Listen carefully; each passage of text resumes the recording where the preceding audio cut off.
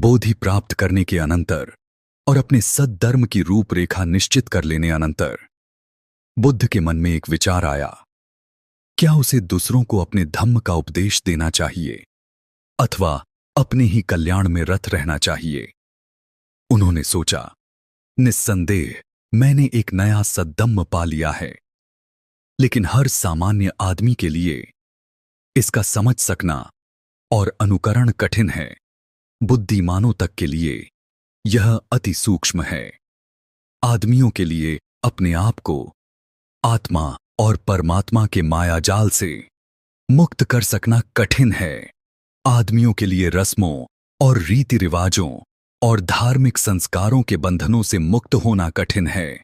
आदमियों के लिए ब्राह्मणी कर्मवाद से मुक्त होना कठिन है।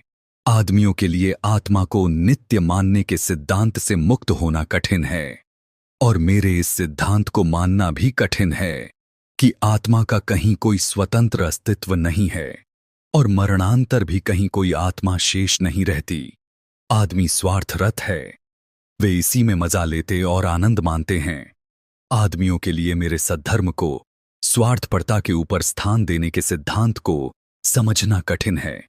यदि मैं अकय अपने सिद्धांत का उपदेश दूं और दूसरे इसे समझ न सकें अथवा समझकर स्वीकार न कर सकें अथवा स्वीकार करके भी तदनुसार आचरण न कर सकें, तो इससे दूसरों को भी व्यर्थ की थकावट होगी और मुझे भी व्यर्थ की हैरानी।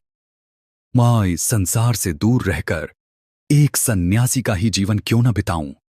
मैं अपने कल्याण में ही क्यों न लगा रहूं? मैं कम से कम अपना कल्याण तो कर ही सकता हूं। इस प्रकार विचार करने से बुद्ध का मन सद्धर्म प्रचार की ओर न झुककर निष्क्रियता की ओर ही झुका। ब्रह्मा सहमपति ने जब यह जाना कि बुद्ध के मन में क्या विचार चक्कर काट रहा है, उसने सोचा, निश्चय से संसार का नाश होने जा रहा है, निश्चय से संसार विनाश को प्राप्त होने जा रहा है। यदि सम्यक संबुद्ध तथागत का मन धम्म प्रचार की ओर न झुककर निष्क्रियता की ओर झुक जाता है,